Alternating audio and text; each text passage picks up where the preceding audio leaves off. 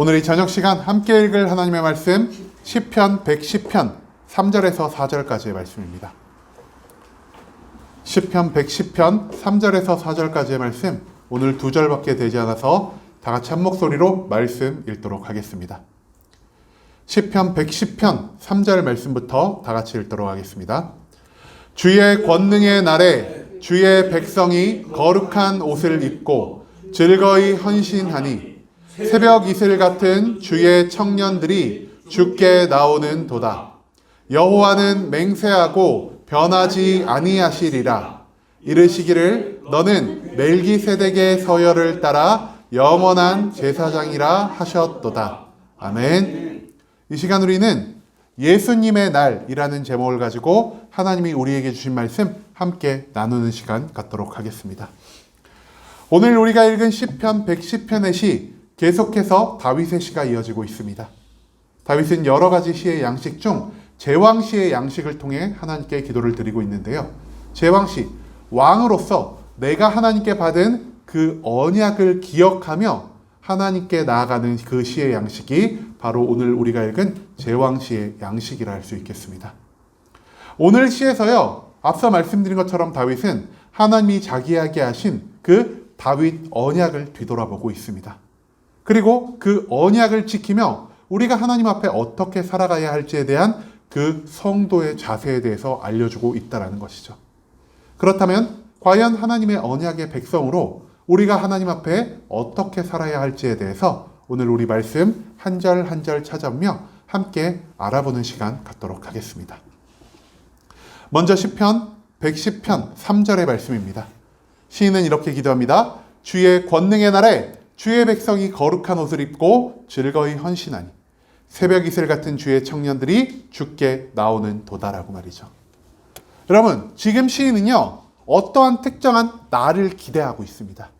그리고 그 날을 무엇으로 표현하고 있냐? 바로 주의 권능의 날이라고 표현하고 있다는 것이죠.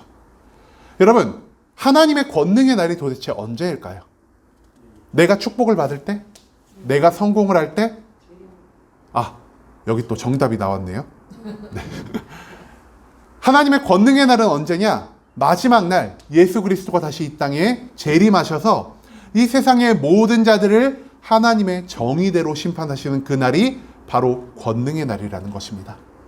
여러분, 이 권능은 어떤 권능이냐? 하나님이 이 세상의 모든 사람들을 영원한 생명의 천국으로 보내실지 아니면 영원의 고통으로 지옥으로 보내실지에 대한 그 선택권이 오직 예수 그리스도에게 있다라는 것을 인정하는 그 권능의 날이라는 사실을 우리가 기억하길 소망합니다. 여러분, 마지막 날, 종말의 날, 심판의 날은요, 언뜻 단어만 듣고 보면은 굉장히 두렵고 피하고만 싶고 정말 오지 않았으면 좋을 것 같은 그러한 날입니다. 그렇기 때문에 하나님을 믿지 않는 세상의 수많은 권력자들은요, 내가 돈도 얻고 권력도 얻고 여자도 얻고 내가 모든 것들을 다 얻은 다음에 꼭 공통적으로 한 가지를 더 원하는 게 있습니다. 그것이 뭐냐? 바로 영원한 생명이라는 것이죠. 동양 역사에 보면은 진시황이라는 사람도요, 영원한 생명을 얻기 위해서 불로초를 구해오라고 사람에게 시키기도 하고요. 서양에 있는 수많은 사람들도요, 불로 불사를 위해서 수많은 연구를 하고 있다는 것을 우리가 수많은 역사 가운데서 찾아볼 수 있습니다. 왜 그들이 마지막 날을 두려워하고 자기들의 죽음을 두려워할까요?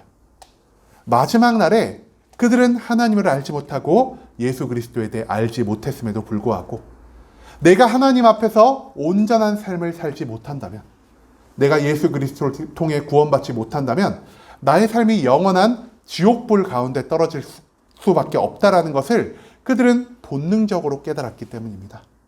하지만 이 심판의 날, 이 고통과 절망의 날 가운데서 유일하게 기쁨을 누리는 사람들이 있습니다. 바로 하나님을 믿고 하나님의 뜻대로 살아간 여기 있는 모든 성도님들이 바로 마지막 날을 기뻐하고 기대하는 자들이란 것이죠. 그렇기 때문에 시인은 말합니다. 주의 백성이 거룩한 옷을 입고 하나님 앞에 마지막 날 즐거이 헌신하게 될 것이다 라고 말이죠.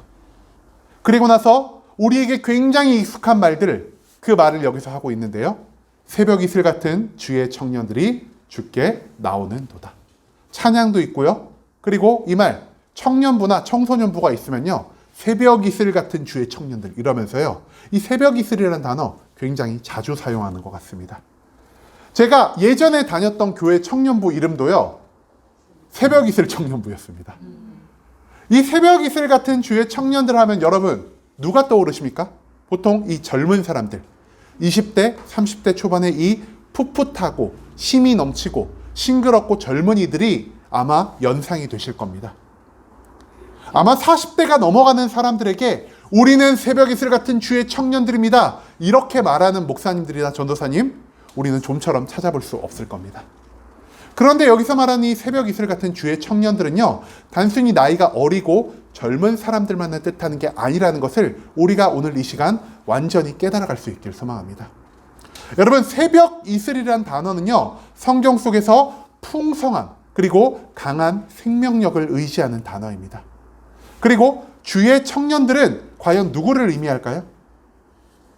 하나님을 믿고요, 하나님의 축복을 받아 하나님의 일을 하기 위해 나의 삶의 모든 것에 열정과 열심을 던지며 살아가는 그러한 자들이 하나님이 보시기에 주의 청년들이 될 수 있다는 것이죠. 여러분, 우리가 작년에요, 갈렙에 대한 이야기 한번 주일날 나눈 적이 있습니다. 갈렙이 여호수아 앞에 어떤 고백을 했죠? 내가 40에 하나님의 명령을 받아 가나안의 정탐꾼으로 갔지만 그 이후 40년이 지나 지금 80세가 되어서도 여전히 내가 기력이 쇠하지 않고 하나님의 일을 위해 내가 저 강대한 아낙 자손들과 전쟁하러 앞서 나가겠습니다. 그 갈렙이 나이는 80을 먹었어도 하나님이 그를 보실 때 그를 새벽 이슬 같은 주의 청년들로 보시게 되었다는 것을 우리가 기억하길 소망합니다. 새벽 이슬 같은 주의 청년들이 마지막 날 하나님께 나아오고 있다고 말하고 있습니다.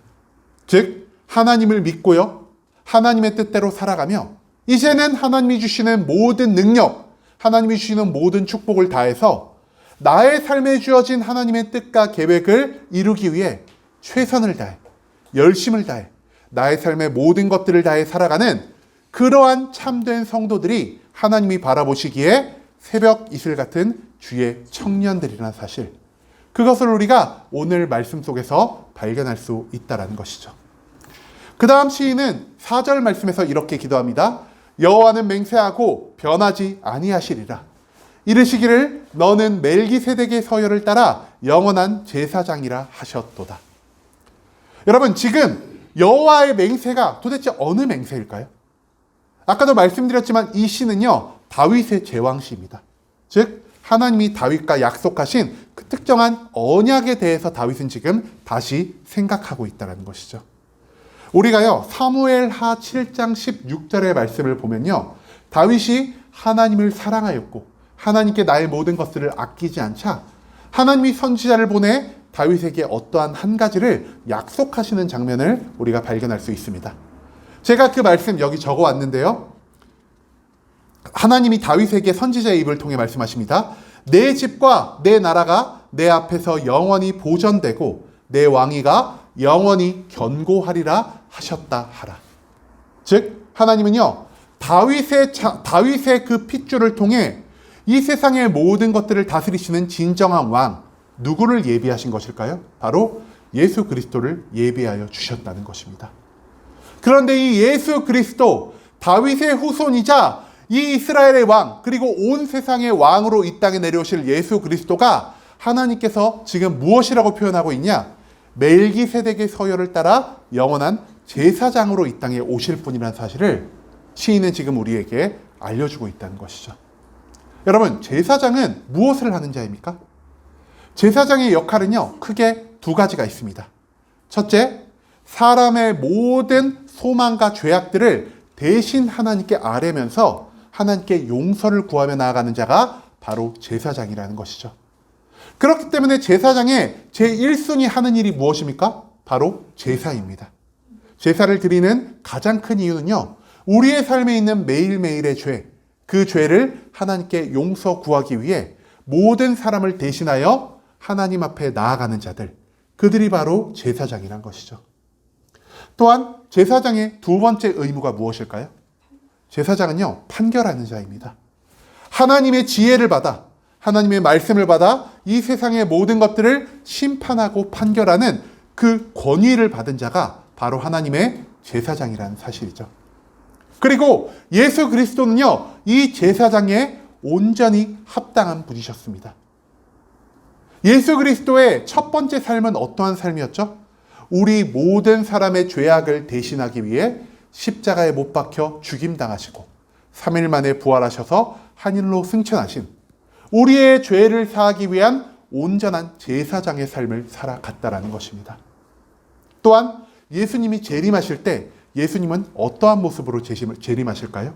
이 땅에 진정한 심판관의 모습으로 재림하실 거란 사실입니다. 하나님의 지혜를 받아 이 세상의 모든 것들을 분별하는 제사장들처럼 예수 그리스도도 하나님의 권능을 받아 그 마지막 날, 주의 권능의 날에 이 세상의 모든 것들을 하나님의 정의대로 심판하시러 오시는 그 분이 바로 예수 그리스도, 다윗의 후손이라는 사실을 지금 이 시편 110편의 말씀은 우리에게 알려주고 있다는 것이죠. 하나님의 정의에 따라, 즉 하나님을 믿고 하나님의 뜻대로 살아가는 자들에게는 영원한 천국이 예비되어 있을 것이요, 하나님을 믿지 않고 하나님이 미워하시는 죄악을 나의 몸에 항상 달고 살아가는 모든 자들에게는 바로 영원한 고통의 지옥이 예비되어 있다는 것. 바로 주의 권능의 날, 하나님은 이 땅에 심판의 권한을 가지신 제사장으로 오셔서 우리의 모든 것들을 다스리시고 판결하여 주신다는 분임을 이 시편 110편의 말씀에서 우리가 발견할 수 있다는 것입니다.